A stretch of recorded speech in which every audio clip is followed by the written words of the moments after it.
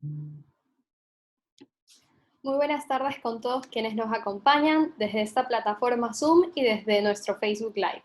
Reciban la más cordial bienvenida por parte de quien les habla, Ivana Abad Castillo, estudiante de la Facultad de Jurisprudencia y Ciencias Sociales y Políticas de la Universidad Católica Santiago de Guayaquil y actualmente directora de este prestigioso movimiento.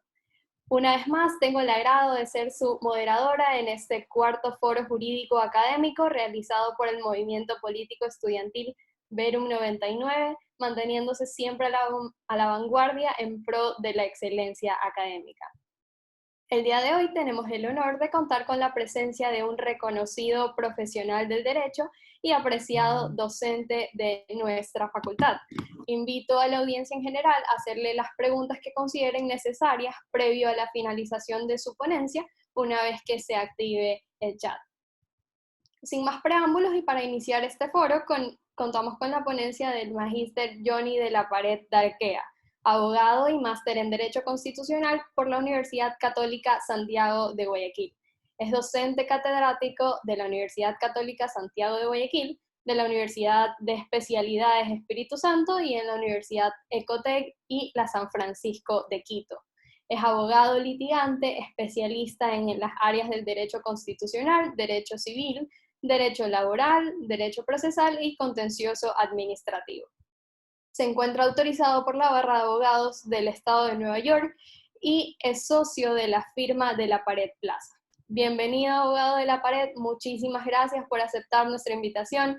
Le concedo la palabra para que comience con su intervención, recordándole que cuenta con un máximo de 1 hora y 15 minutos con el tema alteración de los tiempos procesales e intraprocesales por la sobrevenida del COVID-19. Le concedo la palabra, doctor.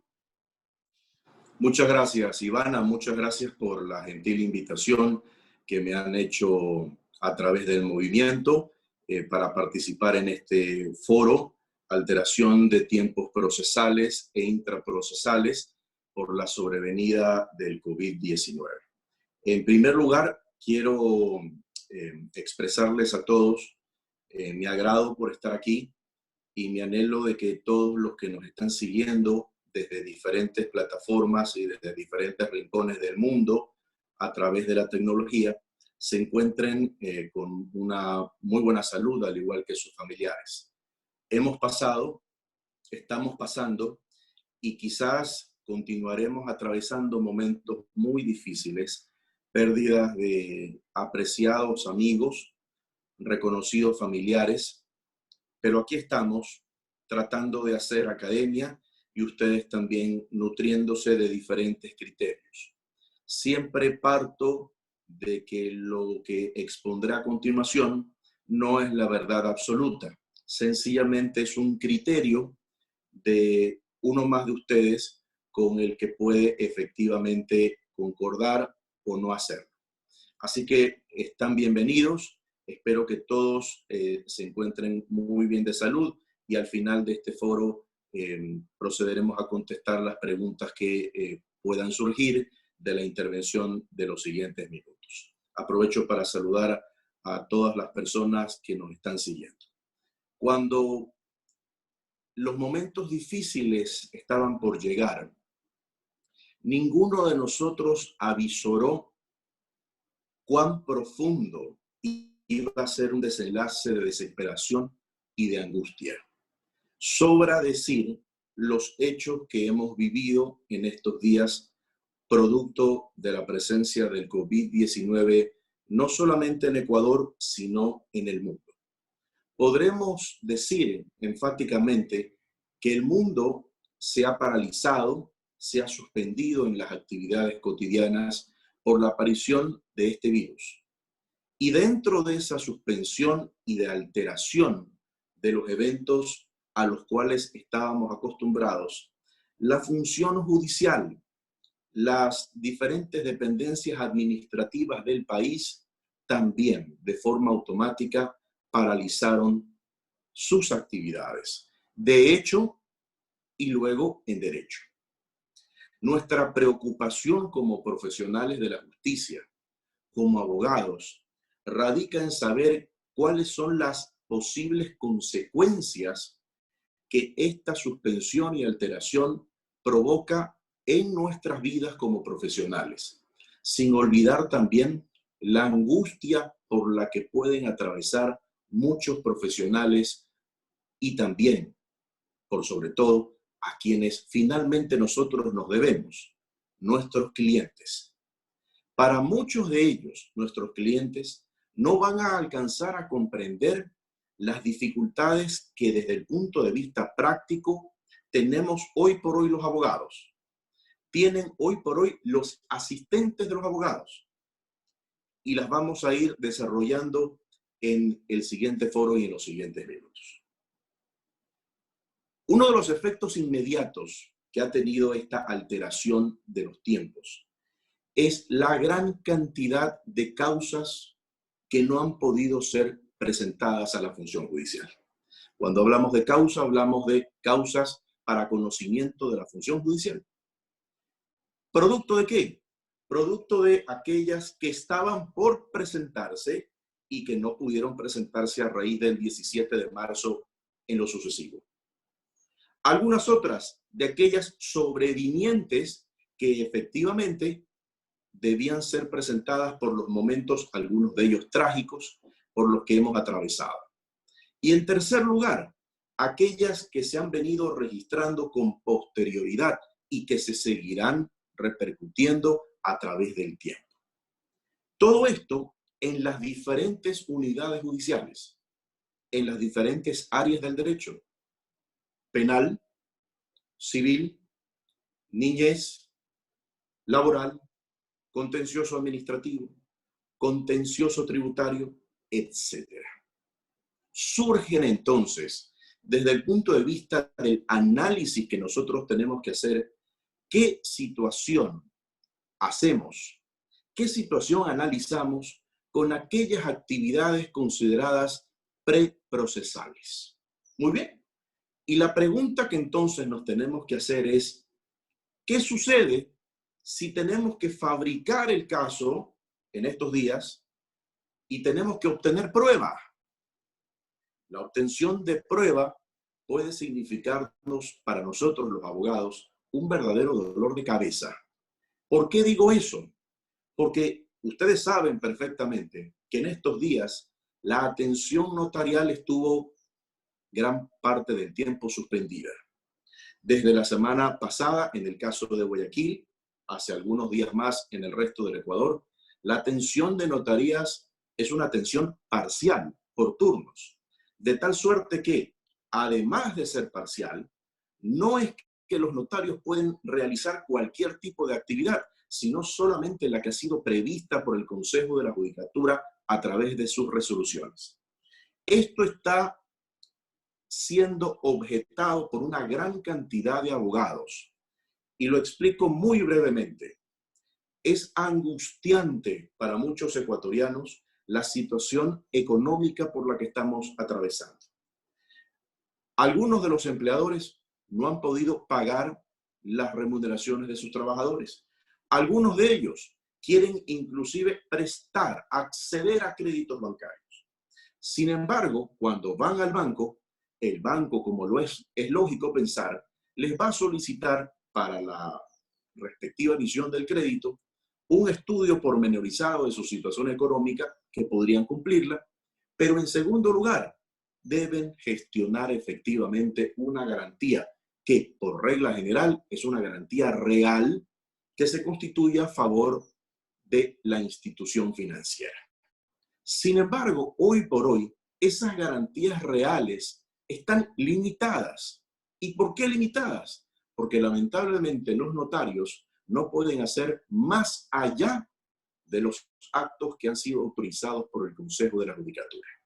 Aquí entonces es el momento para exponer una vez más y alertar al Consejo de la Judicatura que se debe proceder con las seguridades y protocolos del caso para que las notarías cumplan su deber. Dentro de esos deberes y obligaciones está efectivamente dar fe y constituir las escrituras públicas del caso para que se realicen las correspondientes garantías en pos de las necesidades de una persona que quiera acceder a un crédito. Hoy por hoy, lamentablemente, no lo pueden hacer. Y es lógico, si el banco no tiene la garantía real, no tiene la seguridad efectivamente de esa posibilidad que tiene para asegurar el crédito, el banco lo piensa 2, 3 veces, e incluso por ley, porque hay que recordar que el dinero de los bancos es el dinero de los depositantes, no de los banqueros.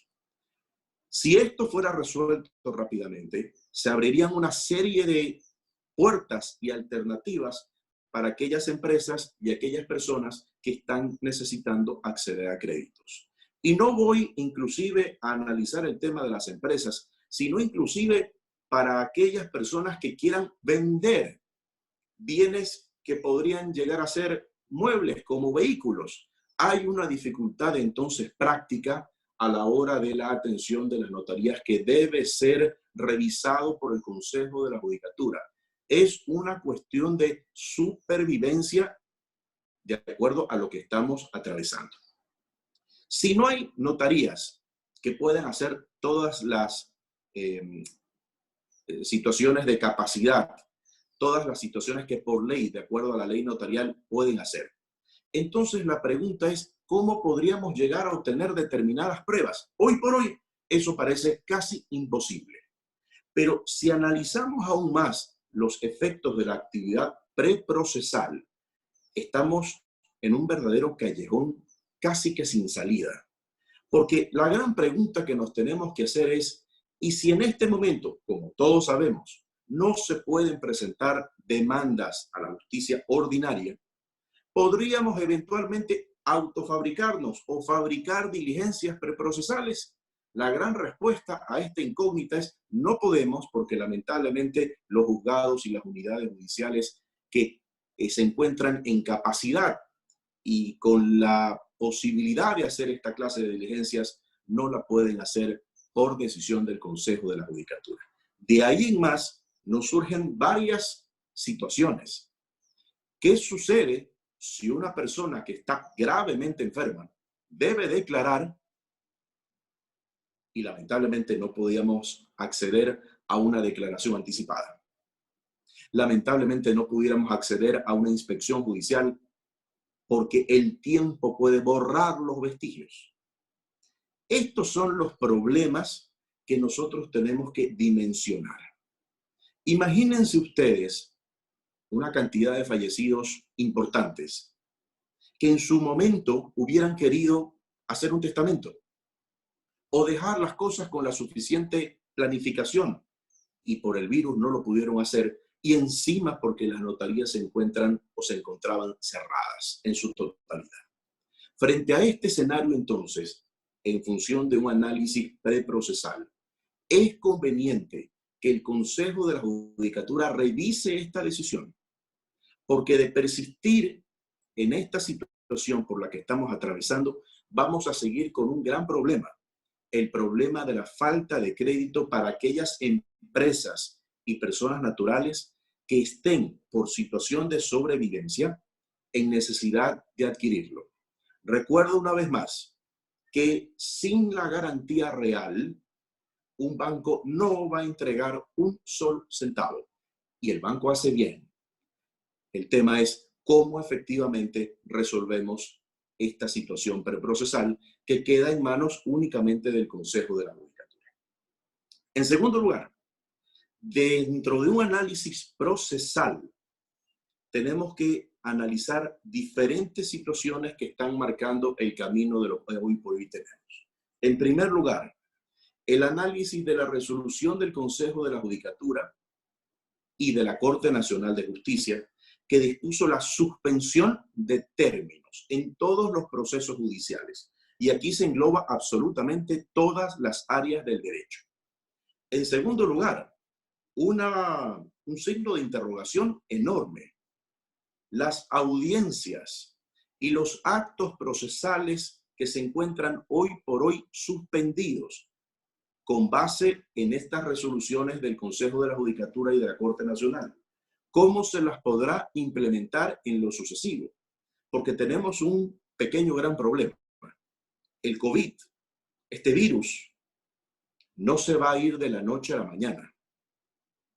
Va a continuar lamentablemente por algunos meses. Yo quisiera que mañana se termine, pero mi anhelo lamentablemente se queda en eso. Creo que esto va a persistir algunos meses. El día que salga la vacuna y se pruebe y quede todo constatado, seremos los más felices del mundo porque tuviéramos quizás la seguridad de retomar nuestras actividades, pero por el momento no lo podemos hacer. Y el gran problema que tenemos es que muchas personas asintomáticas, sin saber que tienen el virus, pueden contagiar incluso a personas cercanas, familiares y amigos. Frente a este escenario de audiencias y actos procesales que estaban pendientes de realización dentro de las causas judiciales, la alternativa, ¿cuáles son? Algunas alternativas, algunas más fáciles que otras. En Chile, desde hace algunos años, se mantiene vigente el sistema mediante el cual se presentan demandas, acciones, recursos, escritos a través del sistema electrónico, de tal suerte que nadie tiene que acercarse a la unidad judicial a presentar documentos. Todo queda debidamente respaldado en el sistema informático. Si ustedes revisan lo que hoy por hoy sucede en Chile, descubrirán que la función judicial en Chile prácticamente no ha suspendido sus actividades. Pero a nivel de Ecuador tenemos este pequeño inconveniente, y digámoslo así, que nos está haciendo la vida muy complicada. Porque adicionalmente, aquellos actos procesales que requieran la intervención de abogados y de las partes, todavía es una verdadera incógnita determinar cómo las vamos a hacer, sobre todo en materia no penal. Porque lo que hemos podido ver y analizar, que las audiencias en materia penal, sobre todo de flagrancia y también de garantías jurisdiccionales, se las han podido hacer vía remota. Sin embargo, aquí una crítica. El Consejo de la Judicatura, y yo creo que hizo bien, puso a buen resguardo a los funcionarios judiciales. Pero los abogados han tenido que trasladarse a las unidades judiciales exponiendo su integridad. Quizás lo más justo, lo adecuado, es que todos estén a buen recaudo y que se haga efectivamente a través de las vías electrónicas del caso. Pero en materia no penal tenemos un verdadero problema, por no decir un problema muy grande.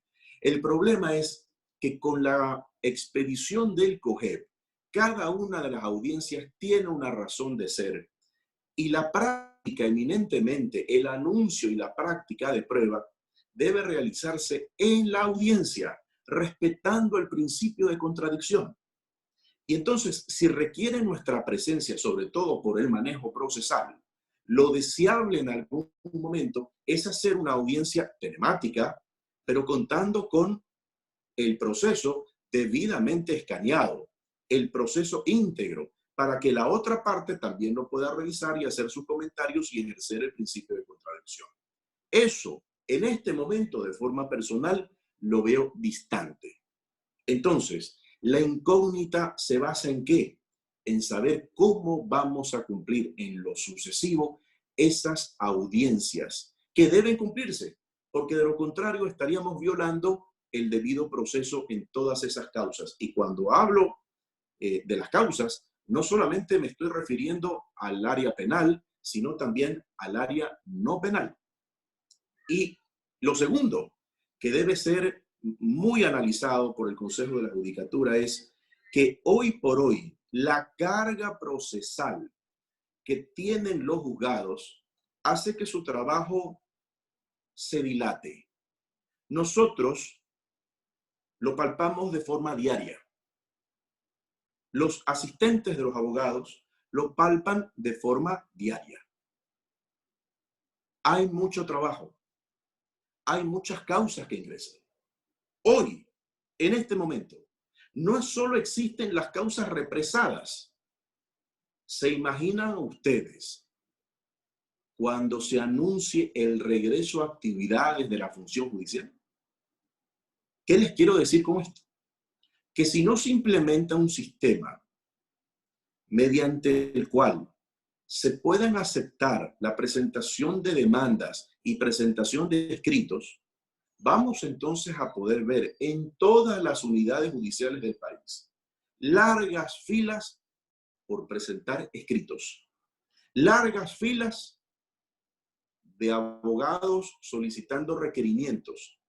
Eso que ha sido una constante, eso no puede suceder hoy por hoy. Por eso es que la necesidad es urgente de implementar este nuevo sistema, mediante el cual se limite el ingreso de usuarios de la función judicial y que sea lo estrictamente posible y lo estrictamente adecuado a determinados casos o a determinadas gestiones. Hay que cumplir los protocolos, sin duda. No solamente es salvaguardar la integridad del funcionario judicial, hecho definitivamente loable, sino que también se tiene que salvaguardar la integridad del usuario. ¿Qué es lo que ha sucedido en la especie, en la práctica? No solamente los abogados van a hacer gestiones a las unidades judiciales, sino muchas veces los propios clientes por diferentes motivos, porque no confían en su abogado, cosa grave, porque es el mismo abogado el que envía al cliente a hacer gestiones. Discúlpenme, el que tiene que hacer estas gestiones es el abogado, no el cliente. Y entonces uno ve en las unidades judiciales que no son solamente los abogados los que están haciendo los trámites, sino muchas veces personas, no tienen por qué saberlo, pero sin el conocimiento absoluto de lo que van a hacer, solamente con una guía redactada por el abogado. Esto no puede prosperar. Esto tiene que cambiar. Y entonces, una de las alteraciones fundamentales es saber cómo vamos a enfrentar las audiencias que nos sean asignadas en lo sucesivo. ¿Cuál es el problema ya en los procesos vigentes?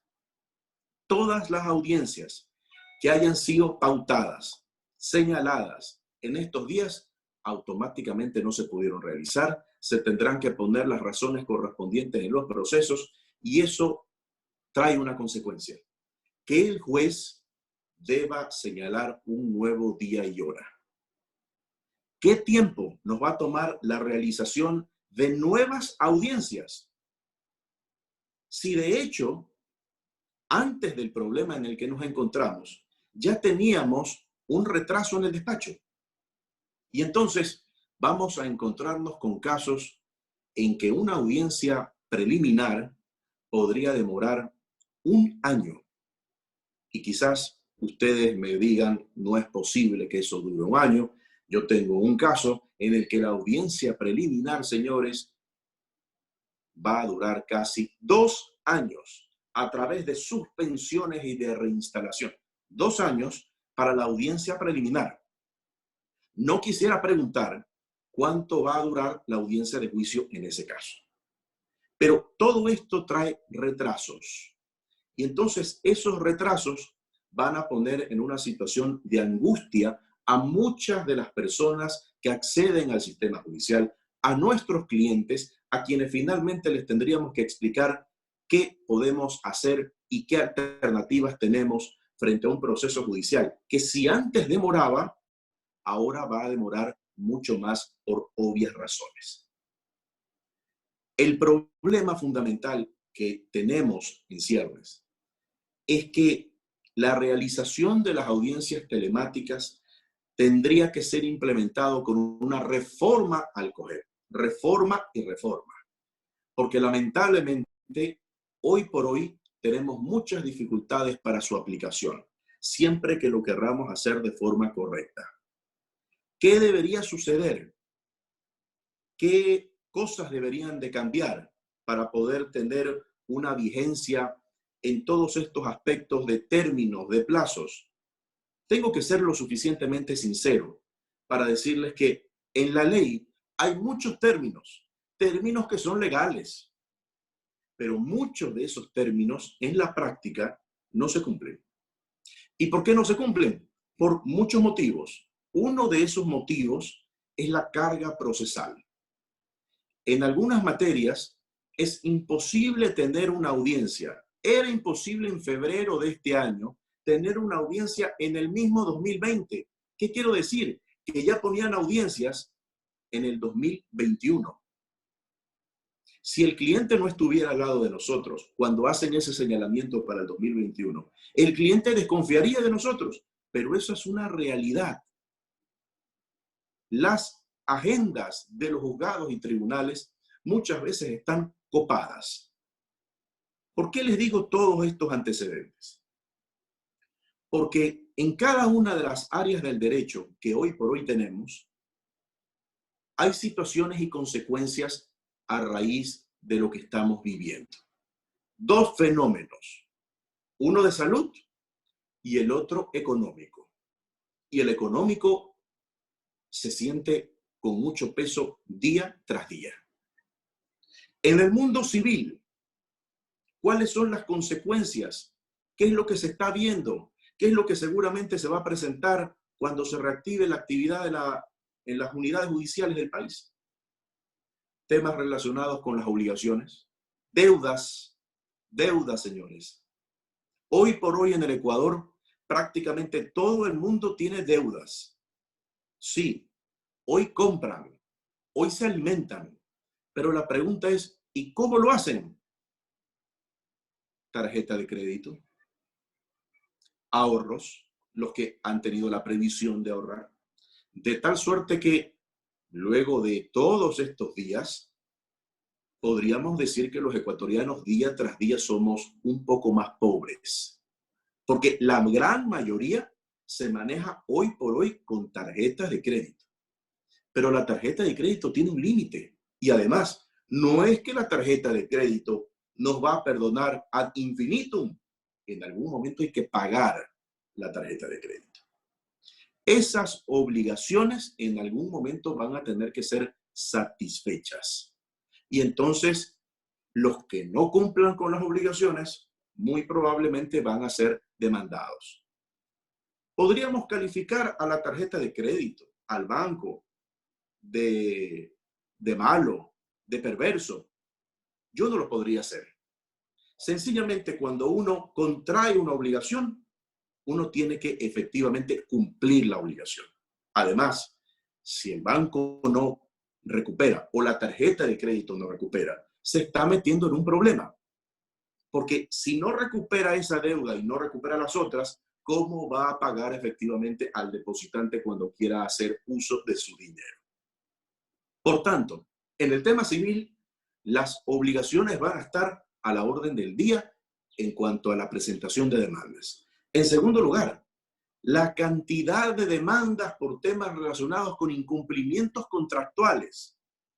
Claro, una cantidad importante de incumplimientos contractuales. Y como muchos en este foro son abogados, muchos van a pensar, bueno, hay diferentes situaciones que se pudieron haber presentado en esta relación contractual y si alguien está reclamando, pues lo lógico es que habría que argumentar o excepcionarse diciendo que hubo un caso fortuito o fuerza mayor por lo que estamos aconteciendo. Cada caso es diferente. Podría ser que tengan la razón, pero quizás no. ¿A qué les estoy llevando? A que estos temas generan definitivamente una controversia y son temas amplios de contratación. Contratación privada, ya vamos a analizar el tema de la contratación pública, pero también el mundo enorme del seguro, en el cual podríamos tener amplias controversias por lo que está sucediendo hoy por hoy en las unidades judiciales. Adicionalmente, temas relacionados con inquilinato. Cierto es que hay cierta tranquilidad de los inquilinos basándose en la palabra del presidente de la República que ha enviado ese proyecto de ley a la Asamblea para ser abordado con las reformas correspondientes. Hoy por hoy las cosas no han cambiado. Pero claro, no hay unidades judiciales que puedan atender una demanda de un arrendador que no ha sido pagado en más de 2 pensiones locativas de arrendamiento. En esto ha funcionado mucho el tema del diálogo entre arrendador y arrendatario. Eso es lo vital, de tal suerte que muchos han dado facilidades, de tal suerte que muchos arrendadores lo que han dicho es, no te voy a cobrar. Solamente paga las alícuotas correspondientes a temas de mantenimiento de copropiedad. Punto. Pero no todos actúan así. De tal suerte que una vez que tengamos las reglas de juego claras, en virtud de la aprobación del proyecto de ley enviado por el Ejecutivo a la Asamblea, podríamos decir que los inquilinos podrían llegar a tener mayores facilidades en el pago de las pensiones locativas de arrendamiento. Esta es una materia que aún falta por abordarse, pero son controversias que se pueden generar. ¿Por qué? Porque si un arrendatario tiene diferentes obligaciones que cumplir, comida, educación, alimentos para sus descendientes, sus hijos, arrendamiento, en esa escala, ¿en cuál de ellos va a poner al arrendamiento? Quizás en último lugar. Y quizás cuando quiera pagar, se dio cuenta que se le acabó el dinero. En esta situación se producen todos estos temas relacionados con el mundo del arrendamiento. Otro de los temas que pueden surgir a raíz del tema civil, del área civil, todo el mundo relacionado con las nulidades, todo el mundo relacionado con temas de prescripción. Gran pregunta, ¿está corriendo el plazo para las prescripciones respectivas o los términos respectivos? En el mundo administrativo todo ha quedado suspendido en virtud de cada una de las resoluciones del mundo administrativo. Toda institución pública, o prácticamente toda, efectivamente emitió las resoluciones de suspensión de términos. Pero en el mundo del plazo de la prescripción hay un fenómeno interesante. ¿Se computa o no se computa todo este tiempo? Aparentemente no se estaría computando por la resolución de la Corte Nacional y del Consejo de la Judicatura. Pero son cuestiones que van a ser resueltas finalmente en un proceso judicial. ¿Qué sería lo importante de destacar en virtud del tema de la prescripción? Tener mucho cuidado, asegurar el tiempo de prescripción, no presentarlo antes si uno tiene alguna controversia o algún grado de interpretación de si el tiempo que está transcurriendo en este momento pudiera afectar el tiempo en que yo alegue la prescripción. Este es otro de los temas que podría tener consecuencias en el evento en que yo lo presente judicialmente. Y adicionalmente, con el tema de niñez y de la familia, vamos a tener casos de divorcios, casos de alimentos. Casos de divorcio, permanente hay presentación de demandas de alimentos y de divorcio, las dos. En el caso de divorcio, hay un fenómeno que resulta sociológicamente interesante. Analizar si después de convivir más de 40 días, ya vamos para 2 meses, habrán parejas que convivan 24 horas de cada uno de los días y pudieran surgir una alerta, una alarma en la explosión de divorcios que se vayan a presentar. Fenómeno interesante para analizar. Antes uno compartía con su pareja, digamos, 10 horas, 12 horas del día, pero hoy nos hemos tenido obligatoriamente que adaptar a estar 24 horas.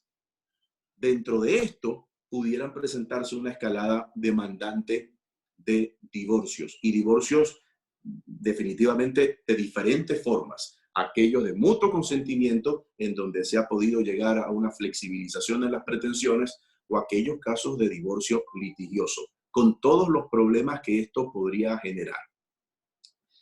Otro fenómeno, alimentos. Y el tema de los alimentos es un tema que preocupa ya en la práctica.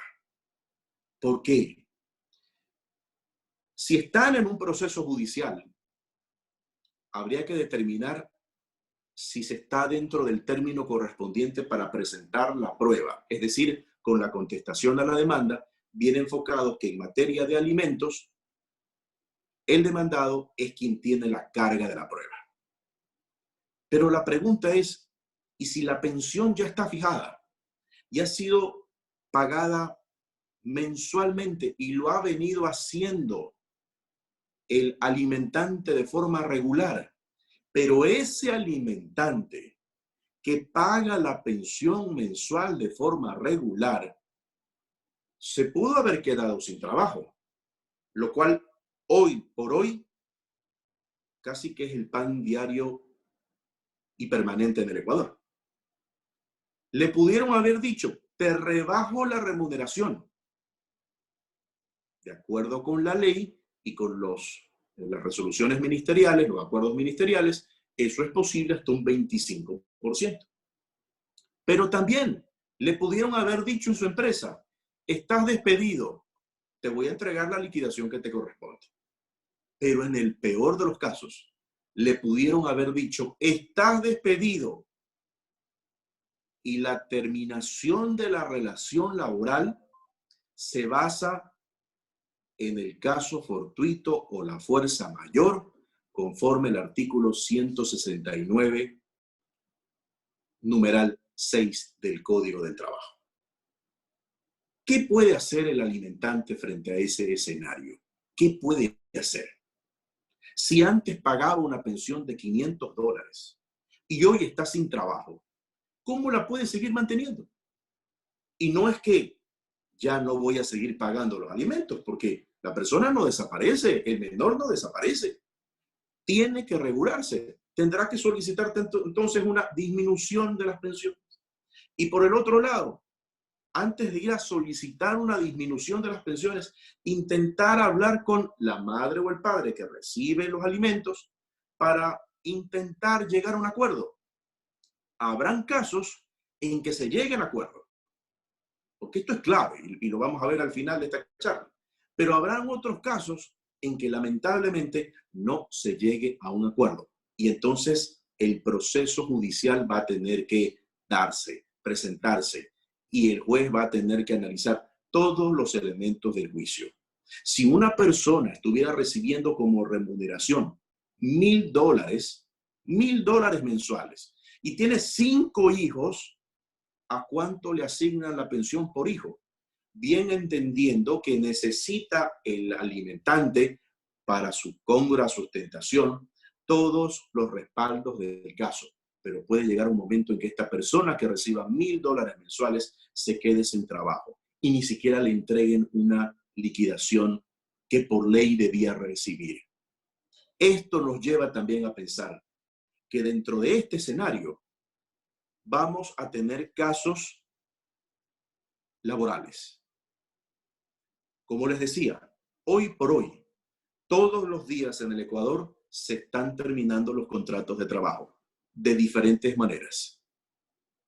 Esa es la angustia del ecuatoriano promedio. Saber si mañana va a continuar trabajando.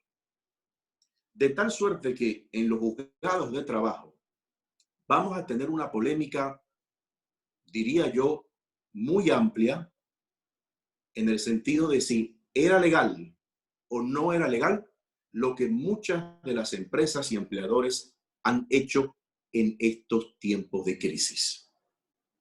Ese es un tema por el cual la justicia deberá decidir, más allá de que lo que yo creo, y tengo entendido que se han dado ya algunas charlas por expertos en el tema, es que se podría aplicar la causal de caso fortuito fuerza mayor, bien entendiendo que el empleador no pueda reabrir de forma total o de forma parcial parte de la empresa nuevamente su giro ordinario. Hace algunas semanas, un empleador me dijo que tenía su negocio, tenía su compañía en el centro de convenciones de Guayaquil. Y entonces me consultó la posibilidad de que él aplique esa causal de caso fortuito fuerza mayor. Y le dije, a ver, ¿qué es lo que ha dicho el presidente de la República? ¿Qué es lo que ha dicho la alcaldesa de la ciudad de Guayaquil? Que eventos masivos definitivamente en lo que resta del 2020 prácticamente imposible. Ahí tienes una limitación. Pero tienes otra. Hoy por hoy, el centro de convenciones de Guayaquil ha sido diseñado como hospital, de tal suerte que tú no puedes reabrir operaciones. Quizás en ese caso, y hay que verlo con lupa, pero lamentablemente hemos tenido noticias de que Otros empleadores, pese a que pueden reabrir y de hecho ya han reabierto, han aplicado esa causal. Todos estos temas, más allá de que las partes, los abogados, los tratadistas hablen, quien finalmente va a tener que resolver es el juez dentro de una causa judicial. Y eso engloba aún más la presentación de todos estos trámites. Otra de las áreas que es muy interesante abordar guarda relación con el Tribunal Contencioso Administrativo y todo lo que sea administrativo. ¿Cuál es el gran problema en el mundo contencioso administrativo a nivel general? La tardanza en el despacho. La sustentación de las causas en materia contencioso administrativa es realmente lenta. Esa es la verdad. Imagínense ustedes con todo este grado de dificultad, de demandas represadas, de recursos objetivos, de recursos subjetivos, de consignación, de temas contractuales, de temas de lesividad que vayan a ser presentadas. ¿Cuándo el Tribunal Contencioso Administrativo, me lo pregunto, de Guayaquil al menos, pondrá la primera audiencia? Si yo les estoy diciendo que en un tema ya hemos tenido audiencia preliminar en lo que va de 2 años entre suspensión y reinstalación. 2 años. Y entonces es aquí cuando ustedes encuentran que el sistema del COGEP comienza a fallar. En mi crítica personal, yo no puedo criticar al sistema per se. No lo puedo hacer. Ni tampoco puedo echarle la culpa a los jueces. ¿Qué es lo que sucede en la práctica? La cantidad de procesos es infinitamente superior a lo que el trabajo de un juez o de un tribunal pueden llegar a abastecer. Cuando comenzó a tener vigencia el COGEP, el primer caso en el Tribunal Contencioso Administrativo, juicio ordinario, 2 audiencias, dictaron sentencia después de 6 meses de la presentación de la demanda. 6 meses. Y yo dije, el sistema funcionó. Es maravilloso el cambio antes de la ley de la jurisdicción contenciosa administrativa, ahora al COGEP.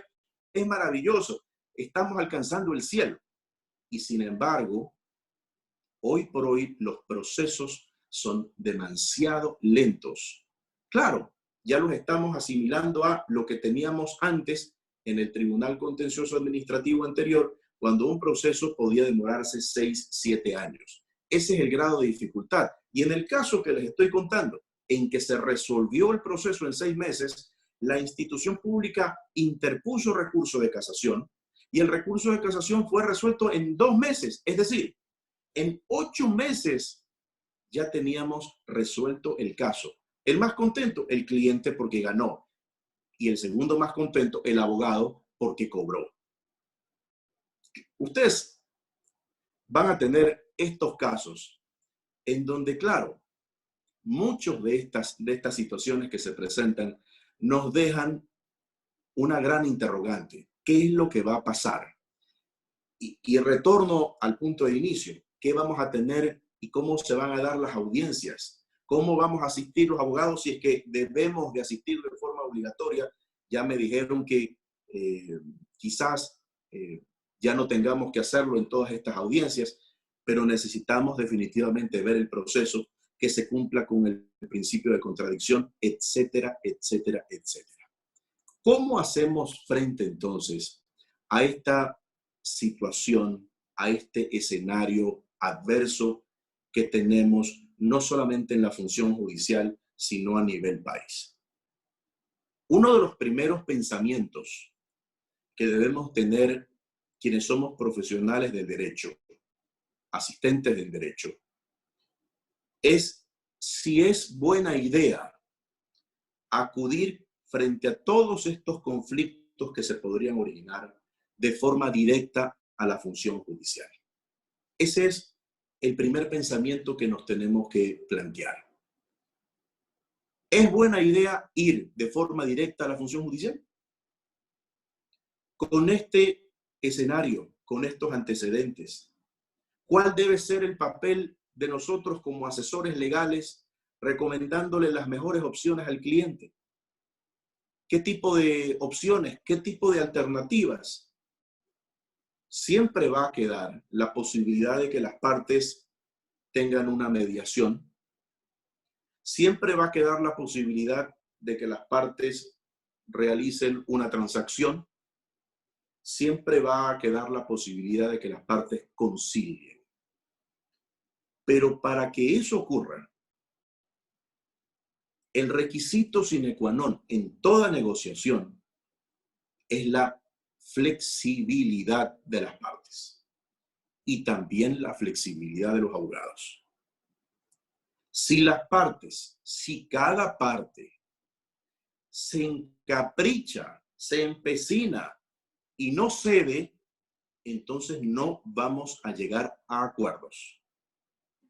La única forma de superar esta crisis que estamos teniendo a nivel general es siendo flexibles.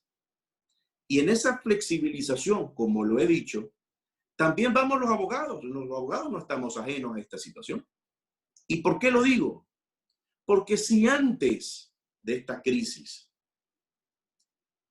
muchas veces los abogados teníamos dificultades en el cobro de nuestros honorarios a los que tenemos derecho y a los cuales el cliente se obligó, con la actual situación vamos a tener mayores dificultades. Entonces, ¿qué nos queda a todos para salir adelante?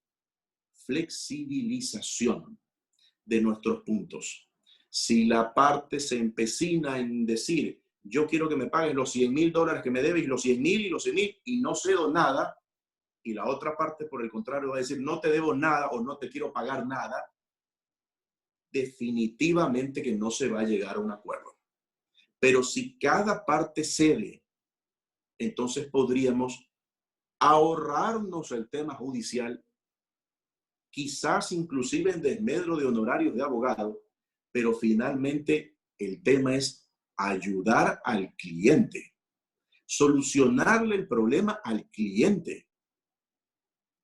Siempre tengo un punto de reflexión de uno de los clientes a los que aprecio, que me dijo alguna vez, el mejor abogado no es el que se pone el mejor terno, ni el que tiene la mejor oficina, ni el mejor carro. El mejor abogado para mí, eso me lo dijo el cliente, es el que me resuelve el problema. Y así es, señores.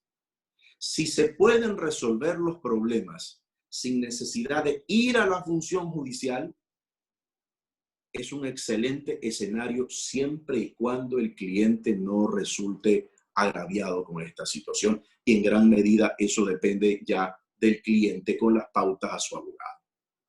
Finalmente, en el mundo de las garantías jurisdiccionales, debo señalar que con sorpresa pudimos ver unas comunicaciones del Consejo de la Judicatura en las cuales se decía que solamente se estaban receptando solicitudes o acciones de habeas corpus. Afortunadamente, la Corte Constitucional, haciendo bien su trabajo, ha llamado a atención y hoy por hoy toda garantía jurisdiccional es perfectamente presentado dentro de las unidades judiciales para sorteo. Esta es una decisión que nos supera a nosotros. Son dictámenes de Corte Interamericana de Derechos Humanos y viene dado por la propia Constitución, de tal suerte que no podemos restringir el derecho de las personas a presentar estas garantías jurisdiccionales, llámese acción de protección, llámese habeas data, llámese habeas corpus, etcétera, etcétera, etcétera. Finalmente, y como corolario de esta intervención, me quiero referir muy brevemente al proyecto de ley que se presentó por parte del presidente de la República con el título de solidaridad, más allá de todos los defectos o todas las ilegalidades que se pueden haber señalado por parte de todos los abogados especializados por materias. Yo me voy a permitir referirme al proyecto de ley en la parte en que se señala el concordato excepcional. Y esta parte es interesante porque con la ley actual, con la normativa actual, la superintendencia de compañías ha estado haciendo bien su trabajo. Cuando se presentan solicitudes de concordato o de concurso preventivo, la superintendencia ha hecho profesionalmente su trabajo. ¿Cuál es el defecto que yo personalmente le veo al proyecto de ley cuando se habla del concordato excepcional? En primer lugar, que en el acuerdo entre el deudor y los acreedores, para que se dé el acuerdo, se debe contar con el 100% de los acreedores. Situación por demás difícil, muy difícil. Y en segundo lugar, si no hay acuerdo entre deudor y el 100% de los acreedores, entonces la solicitud por parte del deudor tiene que ser presentada a un juez. ¿Cuál es el problema? El problema en la práctica frente a esta situación es que los juzgados, como les he explicado, y para nadie va a ser desconocido, los juzgados están abarrotados y van a estar abarrotados. De tal suerte que el juzgador que conozca esa solicitud de concurso excepcional no va a tener el tiempo necesario y hacerlo de forma oportuna para poder sustanciar esas causas. Entonces, quizás el mejor escenario es que el concordato excepcional sea conocido por quien sabe aplicarlo, en este caso, la superintendencia de compañías. Esto es muy importante, porque este es un oxígeno que se le da a las compañías para poder a largo plazo ir cubriendo sus obligaciones en la medida de lo posible. Caso contrario, vamos a tener un triste desenlace. ¿Cuál es el desenlace? Lamentablemente, cierre de compañías, lo cual lleva a una consecuencia terrible: pérdida de plazas de trabajo. Hasta aquí mi intervención. Les agradezco mucho por la invitación al foro y creo que es el momento de preguntas. Le cedo el espacio a Ivana. Muchas gracias. Muchas gracias, doctor.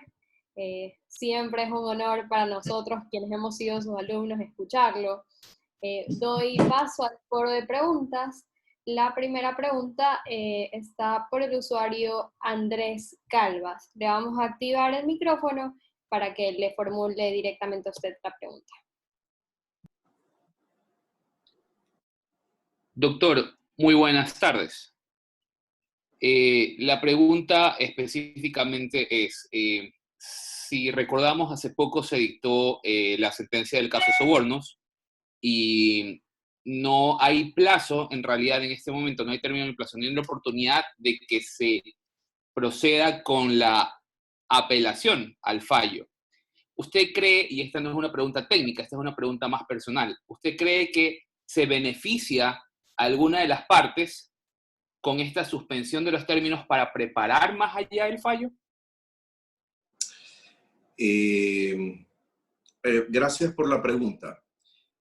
A mí me ha dado curiosidad que pese a la suspensión de los términos, las partes de lo que he visto en la prensa en ese caso han presentado por escrito el recurso de apelación y la correspondiente fundamentación.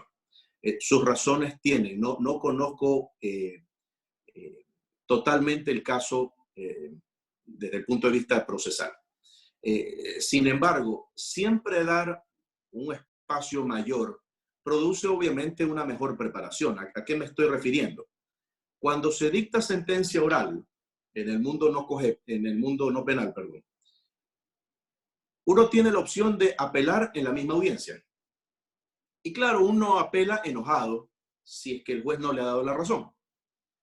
Y en definitiva, la obligación del juez posterior será emitir la correspondiente sentencia por escrito. Se notifica la sentencia y uno tiene 10 días para fundamentar la apelación. Y si no ha apelado, pues puede apelar ahí mismo y fundamenta ahí mismo. ¿Qué quiero decir con eso?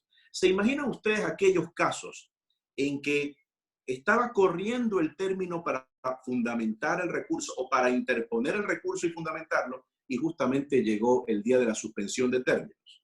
Es decir, el apelante ha tenido un espacio muy amplio de tiempo, no solamente para interponer el recurso, sino también para fundamentarlo. Y la verdad es que tener más de 40 días para fundamentar un recurso de apelación, ya lo tengo listo, digamos, y en el momento en que abran operaciones lo voy a presentar, pues debe ser un lujo de fundamentación. Lo que quiero decir es, siempre el tiempo puede hacer que nosotros hagamos un mejor trabajo, pero cuidado, porque hay quienes con mucho tiempo también se ponen muy cómodos. Y este es un análisis interesante por una reforma que se introdujo al COGEP. En el recurso de casación, cuando existía la ley de casación, a los particulares nos daban 5 días para interponer el recurso. Luego con el COGEP nos dieron 10 días. Me pareció bien, nos pusieron en igualdad de condiciones con las instituciones públicas, pero hoy por hoy tenemos 30 días término, lo cual más o menos da 45 días. ¿Qué quiero decir con esto? Que 30 días es bastante tiempo como para preparar un gran recurso de casación. Sin embargo, muchos de los ecuatorianos, soy ecuatoriano, dejamos las cosas para última hora. Entonces, así nos den términos muy amplios, a veces dejamos el trabajo para última hora y no me va a sorprender en el caso de algunas personas que dejen hacer el recurso de casación faltando un día o faltando 2 días. Entonces, ¿de qué sirven dar términos mucho más amplios si en la práctica nosotros no los utilizamos? Hasta ahí mi contestación. Muchas gracias, doctor. Ahora le damos paso a la pregunta de Soledad Rada. Activamos su micrófono para que pueda hacer la pregunta. Buenas tardes, doctor. Mi pregunta era si usted considera que esta enfermedad y, bueno, la nueva normalidad que va a venir después puede significar un retroceso para el sistema oral y qué tan conveniente sería volver a un sistema escrito. Muchas gracias, Renata, por la pregunta. Si analizamos el proceso hoy, al menos en materia no penal, hay quienes dicen que es un proceso mixto, es decir, escrito y oral. Hay quienes dicen que es un proceso de audiencias. Lo que definitivamente es cierto es que el proceso que tenemos hoy por hoy da una gran posibilidad al tema de la oralidad por el desarrollo de las audiencias. Pero no con esto quiere decir que ciertos actos no se hagan de forma oral. Por ejemplo, la presentación de la demanda, la contestación de la demanda, ciertos recursos. En definitiva, hay una mezcla. Yo creo que con la crisis en la que estamos, no creo que retrocedamos al tema de un proceso escrito. Creo que el tema de la oralidad, además de constitucional y legal, es un tema que puede ser mantenido utilizando las plataformas, utilizando la tecnología que hoy por hoy tenemos. Si bien es cierto que para ciertos casos se deberán hacer reformas legales y también invertir en tecnología ya casa adentro como función judicial, creo que es una excelente oportunidad para poder avanzar exactamente como se avanzan en los procesos, por ejemplo, en los procesos arbitrales. Hoy podemos tener una audiencia en un proceso arbitral extranjero sin ningún problema. Una parte está en Guayaquil, la otra parte está en Londres y el tribunal está en París, sin ningún inconveniente. Pero claro, frente a estas situaciones, me preocupa lo siguiente, la palabra inversión. Y aquí se necesita inversión. Y el gran problema es que la función judicial, parte del Estado, está limitada en recursos, porque el Estado también lo está. Esa es mi contestación. Gracias, doctor. Le cedo la palabra al usuario Fernando, que también tiene otra pregunta. Doctor, buenas tardes. Hola, Fernando. Buenas tardes, doctor. Antes que nada, felicitarlo y qué gusto volverlo a escuchar y ver, ya que fui en 2 ocasiones su alumno en la universidad. Doctor, qué bueno que esté. Usted ha tomado temas muy interesantes que se nos ven en la práctica. Normalmente, los juicios se ven retrasados por varios variables, ¿no? ¿Qué tan viable usted considera que, dependiendo de la cuantía y obviamente las causas, éstas se deriven a ya sea una mediación o un arbitraje. Considerando también algo que usted toma en cuenta, que es el concepto que tenemos algunos profesionales, o que tienen algunos profesionales, que cuando el cliente llega, lo primero que piensan es en un juicio. Pero bien sabemos que el arbitraje también presenta las garantías debidas del caso, ¿no? Y que el laudo, en su caso, tiene el mismo efecto que una sentencia. ¿Cómo usted fomentaría, considerando la realidad actual, evitar trasladarse al juzgado y irse por el otro camino, ya sea la mediación o el arbitraje? Gracias, doctor. Muchas gracias, Fernando, por la pregunta. Hay que tener algo muy claro. Si bien es cierto que la función judicial o la justicia ordinaria es lenta, y eso lo reconocemos todos, el hecho de ir a una situación alternativa como la justicia arbitral no quiere necesariamente decir que la justicia arbitral sea mucho más ágil que la justicia ordinaria. Hay casos y casos, pero eso hay que tenerlo muy presente. No necesariamente la justicia arbitral es más ágil que la justicia ordinaria. Pero tú tocas un tema que me parece fundamental, el tema de la mediación. He conocido como alumnos y como profesionales a varios mediadores en diferentes centros, uno de ellos de la misma función judicial. Y debo decir que están plenamente capacitados para poder llevar un proceso de mediación. Pero hay un punto que es muy importante en toda mediación, que en el tema arbitral es también factible. De hecho, antes de ingresar ya propiamente al proceso arbitral, se intenta que las partes lleguen a una mediación.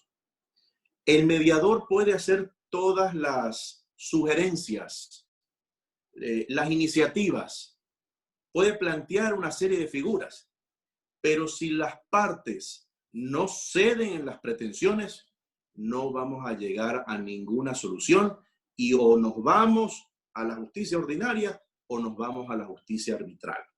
Entonces, el requisito sine qua non para llegar a una mediación, sin lugar a dudas, es una gran oportunidad, pero siempre y cuando las partes flexibilicen sus posiciones. Pero si muy por el contrario, el mediador nos convoca y cada parte va a ratificar sus pretensiones y no ceden en lo absoluto, entonces es muy difícil llegar. Yo estoy totalmente de acuerdo. Ojo, de acuerdo a la ley, el juzgador puede disponer que se remita en determinados casos un proceso judicial a mediación. Y esto es lo importante. Ahora, cuidado, en el tema de la mediación de la función judicial, cuidado, vamos a llenar al centro de mediación de la función judicial con todos los procesos. Eso va a ser imposible, porque vamos a encontrar el mismo problema. Pero claro, antes de presentar una demanda, sin ningún problema, podríamos ir a cualquier centro de mediación para intentar solucionar las controversias que tenemos. Gracias, doctor. Ahora le damos la palabra a José Mauricio Ricaurte para que le haga directamente la pregunta al ponente.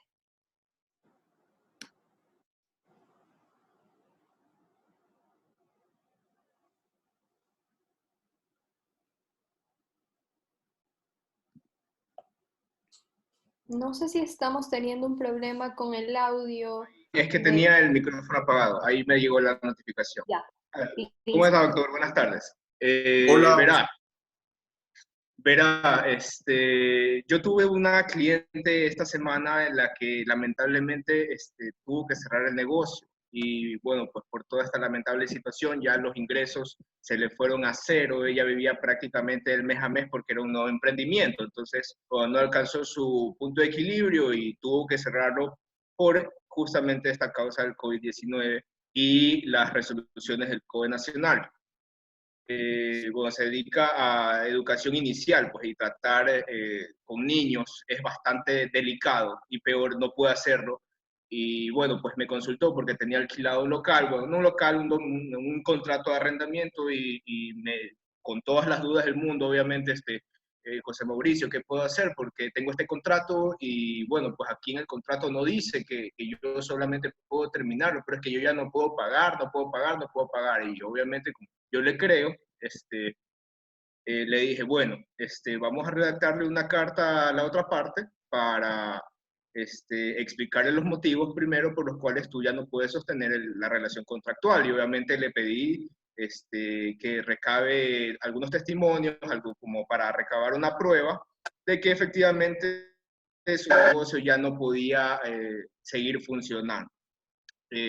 Unos chats de WhatsApp con las madres, diciendo que, ella preguntándole si podrían continuar por lo menos en un futuro cercano, y ninguna les dijo, yo no quiero saber nada de mandarlo a ninguna institución, nada, ni al colegio, ni nada. Entonces, como que ya con eso, le redactamos una carta a la otra persona, ¿verdad? Le dijimos, bueno, estamos invocando aquí un caso de caso fortuito y fuerza mayor, por los dos lados. El caso fortuito por la pandemia y segundo, de la fuerza mayor por las decisiones de las autoridades.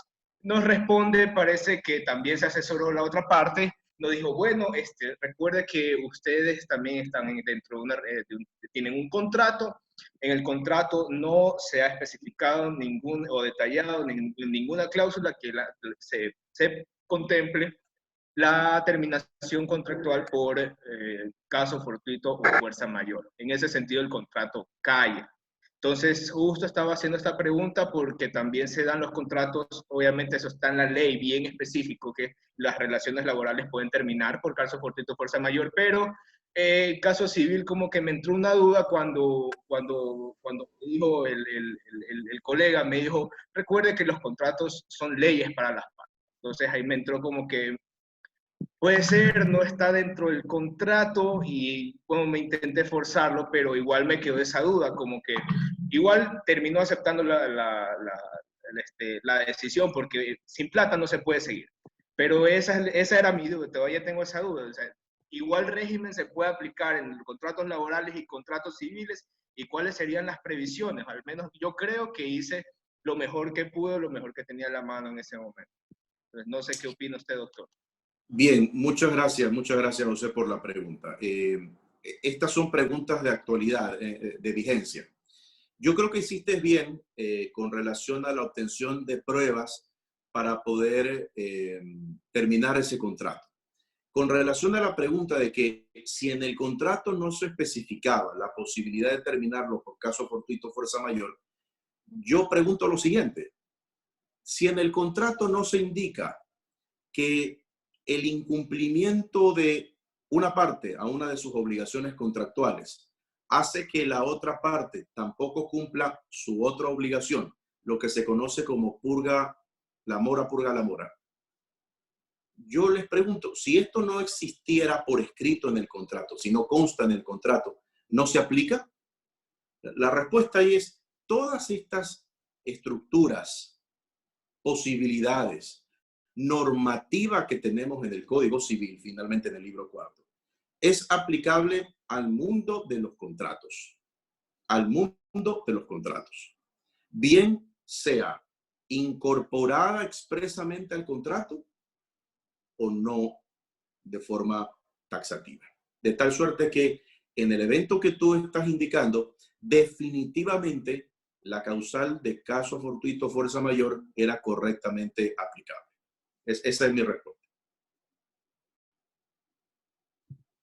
Muchas gracias, doctor. Tenemos otra pregunta por parte del usuario Mónica Suárez. Para activarle su micrófono y que le haga directamente la pregunta al ponente.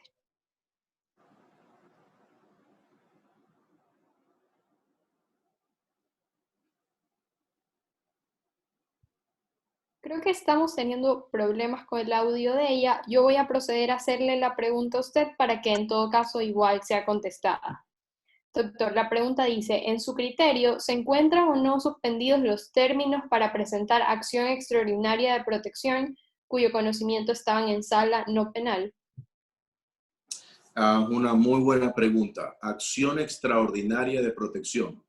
Yo estimo que con relación a la acción extraordinaria de protección, con una postura muy conservadora, yo no me arriesgaría a decir que se encuentra suspendido ese término. ¿Con base en qué? La acción extraordinaria de protección es una garantía jurisdiccional. Ya sabemos lo que ha dicho la Corte Constitucional, de tal suerte que yo la presento. Si después me dicen, no, no se preocupe, estaba suspendido, muy bien, pero yo la presenté. Yo no me puedo arriesgar a decir que efectivamente estaba suspendido. Mi criterio es que no está suspendido en esos casos. Por tanto, es mi obligación presentar la acción extraordinaria de protección en el momento procesal oportuno, término de 20 días. Si yo no lo llego a presentar, yo siempre les hago en clase, les pregunto, ¿cómo le voy a decir a mi cliente que no la presenté oportunamente? Si ese es el trabajo del abogado. Entonces, si quieren una respuesta conservadora, yo creo que hay que presentar la acción extraordinaria de protección sin prejuicio de la resolución de suspensión de términos. Gracias, doctor, por su respuesta. Tenemos otra pregunta del usuario Renata Iturralde. Le vamos a ceder la palabra a Renata para que le formule a usted directamente. Hola, doctor. Mi pregunta es la siguiente. Por causa del retraso procesal, ¿puede haber algún tipo de nulidad o algún tipo de indefensión? Y si fuese así, ¿cuál sería el motivo de la nulidad, ya sea absoluta o relativa? ¿Y cuál sería el motivo de la indefensión de la... No pude copiar bien la pregunta. Creo que se decía algo sobre la nulidad por temas de... ¿Me puedes repetir para tener clara la pregunta? Por causa del retraso procesal, puede haber algún tipo de nulidad, ya sea nulidad relativa o nulidad absoluta, o algún tipo de indefensión. Y si fuese así, ¿cuál sería el motivo de la nulidad o de la indefensión? Ok, listo, muchas gracias. De forma general, la demora en el despacho o la sustanciación de procesos no está contemplada como una causal para la declaratoria de nulidad en los procesos judiciales. Si ustedes revisan las causales de omisión de solemnidades sustanciales, no van a encontrar mora en el despacho. De tal suerte que por ahí no va el tema. Sin embargo, con algo que dijiste de la pregunta hay que alertar. ¿Cuándo se produce de forma general una nulidad? En el caso de que se haya violado un derecho como el de defensa o el debido proceso, es perfectamente aplicable la violación y la declaratoria de nulidad. En el evento, por ejemplo, de que no te hayan citado, en el evento de que no te hayan notificado con la convocatoria a tal audiencia, en el evento de que no te notificaron con la sentencia. Sí, es cierto, la sentencia se debió de haber dictado dentro del término de 10 días desde que se realizó la audiencia de juicio y se comunicó la sentencia de forma oral. Es cierto. ¿Y si se la dicta después del término de 20 días? ¿Cuál es el problema? El problema es que la demora sí nos perjudica finalmente, pero desde el punto de vista de la nulidad, yo no pudiera atribuir a que esa demora efectivamente sea una causal de nulidad, salvo que esa demora efectivamente vaya a perjudicar alguno de tus derechos. Habría que ver el caso en específico. Muchas gracias, doctor, por su respuesta. Voy a cederle la palabra al usuario Arturo Arias y luego al usuario Andrés Calvas para contestar estas dos últimas preguntas porque ya estamos con el tiempo, así que con su venia lo voy a hacer. Arturo Arias, le damos la palabra.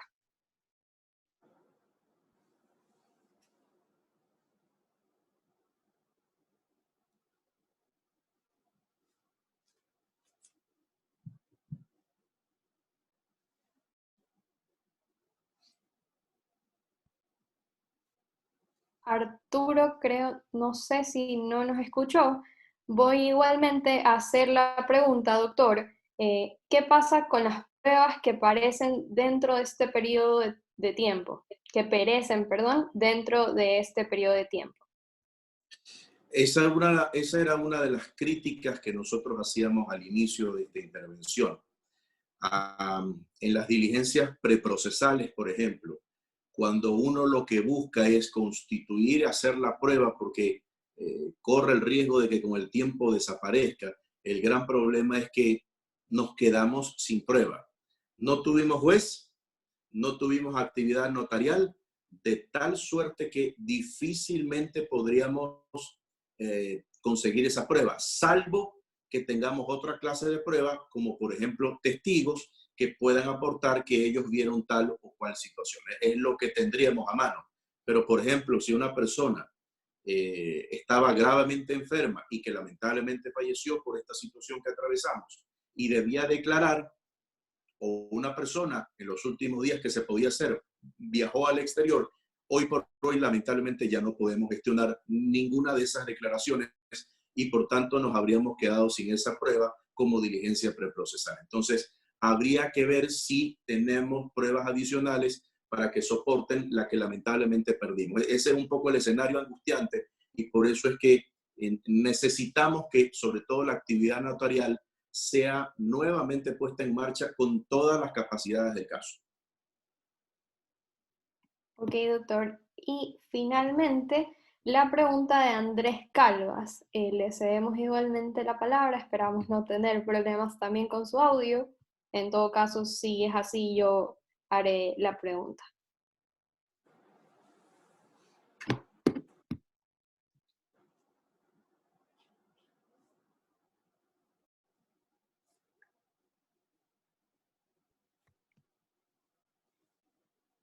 No sé si hay un problema, pero procedo a hacer la pregunta en virtud del tiempo. La pregunta es la siguiente. Recurro al famoso caso Sobornos, dentro del cual ya se dictó sentencia, pero los términos han sido suspendidos.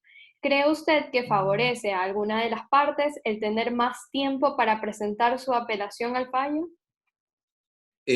Andrés efectivamente hizo esa pregunta, yo ya la contesté, y yo coincido con que efectivamente si uno tiene más tiempo, uno puede hacer un recurso mucho más perfecto. Yo creo que no hay escrito perfecto, salvo pues de algunos maestros que oportunamente presentaban unas joyas literarias. Recuerdo al doctor Ángel Felicísimo Rojas y al expresidente de la República, Carlos Alberto Arroyo del Río, en un juicio memorable que lo pude ver, en donde por la utilización o la aplicación de una palabra presentaron casi 100 escritos para ver cuál era el alcance de la pregunta. Pero en tratándose de recursos, es obvio que si uno tiene más tiempo, uno puede dedicarse más al estudio de la jurisprudencia, de la doctrina y adecuarlo en mejor forma. Y por último, si es que uno le estuviera facturando al cliente por tiempo, haría un ejercicio mucho mayor para que el escrito contentivo de la fundamentación del recurso quede casi que inexpugnable o infranqueable. Esa es mi contestación. Listo, doctor. Muchísimas gracias por tan ilustrada intervención. No esperamos nada menos de usted, por quienes hemos tenido el honor, ya lo dije, de ser sus alumnos. Escucharlo siempre será enriquecedor. ¿Y quién mejor que usted para despejar nuestras dudas en el campo procesal en estos tiempos de incertidumbre? Doctor, ¿le gustaría dar unas palabras antes de finalizar este evento? Muchas gracias, Ivana. Muchas gracias por la invitación. Ha sido, la verdad es que mi primera vez dando una charla a través de este sistema. Les agradezco por la invitación. Al menos sé que están bien y eso es muy importante para mí. La relación profesor-estudiantes o profesor o abogado con colegas siempre se nutre de lo que ustedes digan, de sus opiniones, de sus preguntas. Espero que continúe así. Nos prestamos a iniciar un nuevo desafío y esperamos estar acordes a ese desafío.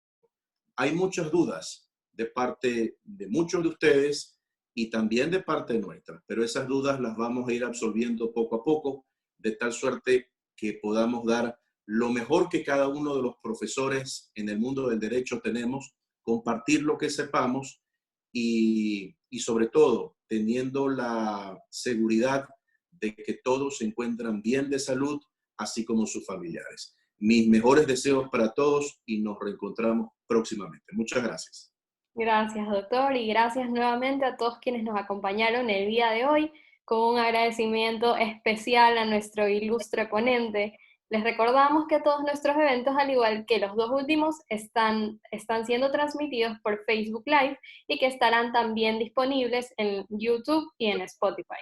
Les agradecemos a todos quienes nos acompañaron el día de hoy por sus preguntas y su interés ante el aprendizaje. Doy por terminado este cuarto foro jurídico académico y esperamos contar nuevamente con su presencia en nuestro quinto foro, organizado conjuntamente con Aprende e Ideas Jurídicas, en el que contaremos con la ponencia de dos abogados, César Sánchez y la abogada Zavala Fonseca Vanessa. Muchas gracias y buenas noches por parte de todos quienes conformamos el movimiento político estudiantil Verum 99.